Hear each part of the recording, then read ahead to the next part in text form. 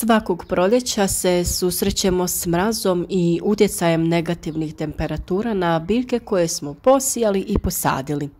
Pričali smo o voćkama i utjecaju mraza i hladnoće na njihov daljnji rast i razvoj. Danas ćemo pričati o našim presadnicama povrća i cvijeća koji su ovih dana također u tako reći stresnom periodu.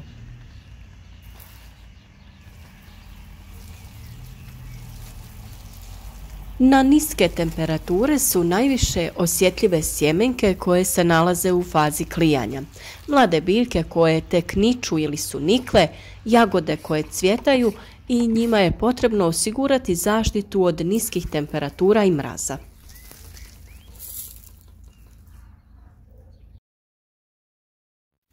Stres za biljke, to jest svojevrstan šok, su ove nadasve velike oscilacije u temperaturama. Velik problem imamo svi mi koji svoje presadnice uzgajamo u negrijanim plastenicima. Noći su hladne i česti su minusi, dok su sa druge strane dani topli, čak i iznadprosječno za ovo doba godine.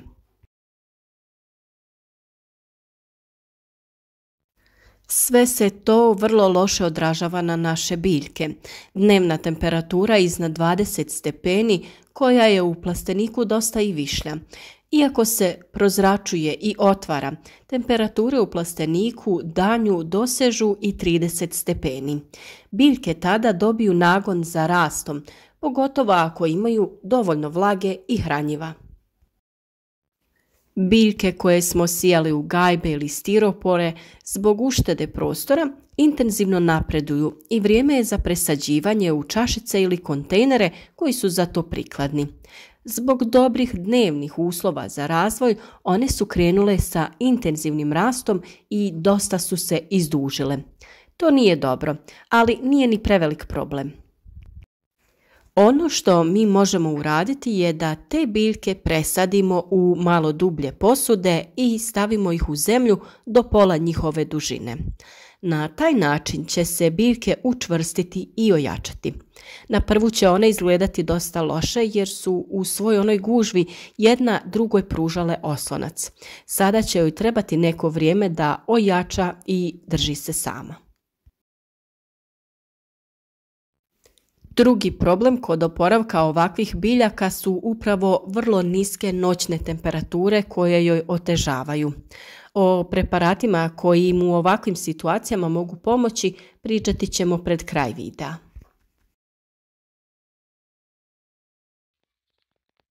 Jagode koje se uzgajaju na otvorenom su sada u fazi cvjetanja i vrlo su osjetljive na mraz i niske temperature. Toplina ih je potaknula na razvoj, a i naš nedavni postupak šišanja ih je potaknuo na aktivnu vegetaciju.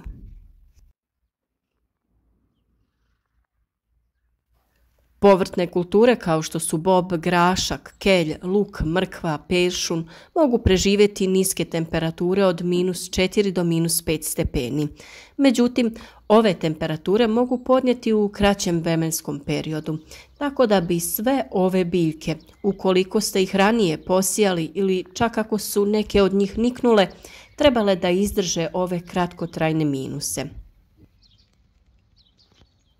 Lagani agrotekstil ovdje može biti vrlo koristan tako što ga samo spustite na zemlju i prekrijete već niknule biljke. Male površine i gredice je lakše zaštititi nego velike površine. Preko gredica se mogu postaviti lukovi od savitljivih grana, okviri ili cijevi, drvene gajbice. Sve se može pokriti najlonom, folijama, agrotekstilom, posebno proizvedenim za tu namjenu.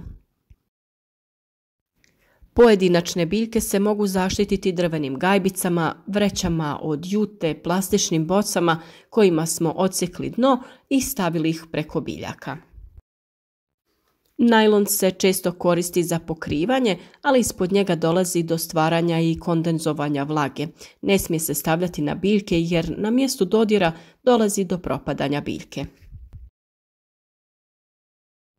Agrotekstil se proizvodi po tehnologiji netkanja i kao rezultat toga agroplatno ima mnogo pora kroz koje struji zrak i vlaga.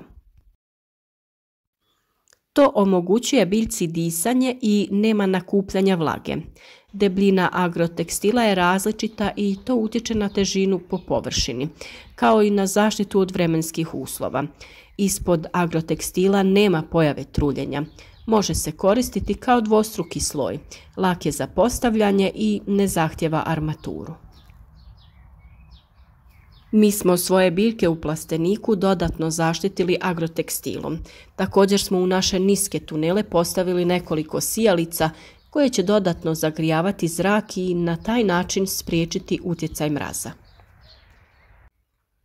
Upravo na ovaj način iz godine u godinu uspijevamo očuvati naš rasad i korištenje agrotekstila nam se pokazalo jako efikasno. Zaštita biljaka polijevanjem dati će efekte kod malih vrijednosti mraza. Pri hlađenju vodena para se kondenzuje i pada kao rosa na bilje. Ovaj sloj se ledi i štiti biljke. Zalijevanje treba ponavljati svakih 15 do 20 minuta. To je korisnija metoda kod automatskih raspršivača i više se koristi u voćarstvu. U zaštiti od mraza može pomoći paljenje vatre na strani odakle puše vjetar, na taj način dim će biti nošen preko biljaka koje želimo zaštititi. Dim od vatre na koju smo položili vlažnu slamu, sjeno, drvo, lišće ili bilo što sporo gori i stvara gust dim. A u plastenicima se naravno može koristiti neka vrsta peći, plinskih topova i sličnih aparata za grijanje. Bilje se može zaštititi ukoliko se malčira slamom, sjenom, lišćem ili papirom. O ovoj temi smo već pričali i imate detaljan video o načinima zaštite biljaka od mraza na našem kanalu.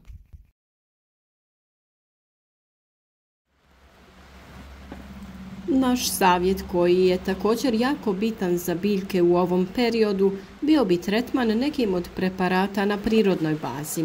Oni se koriste upravo protiv stresa, stimuliraju rast biljaka i povećanje klorofila, a biljka se oporavlja za kratko vrijeme. Mi uvijek koristimo upravo te prirodne preparate. Prije nekoliko dana smo sa vama podijelili video o prihrani presadnica u kojem smo vam preporučili naše najčešće preparate koji čine čuda za mlade biljke.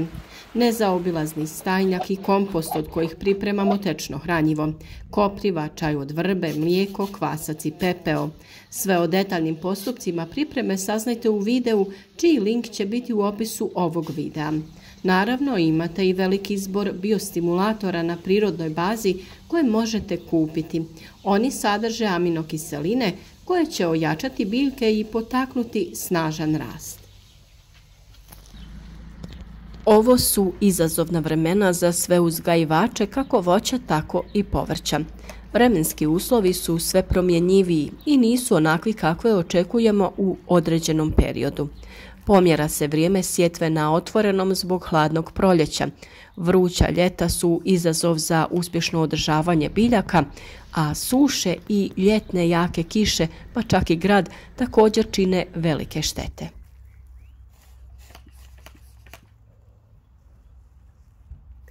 Iako se svi više okrećemo ekološkom uzgoju, jako je teško u ovakvim uslovima očuvati zdravlje naših biljaka. Zato je bitno pri korištenju ekoloških preparata djelovati preventivno. Tu u priču dolazi neizostavna žara ili kopriva koju možemo redovno koristiti kao zaštitu i kao prihranu.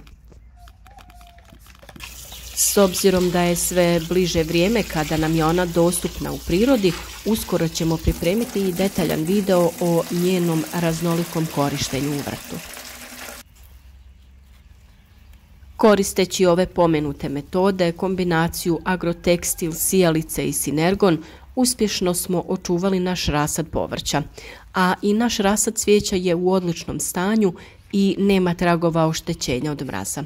Malo sporije napreduje zbog velikih razlika između noćnih i dnevnih temperatura, ali smirivanjem ovih vremenskih neprilika očekujemo intenzivan napredak i u njihovom razvoju.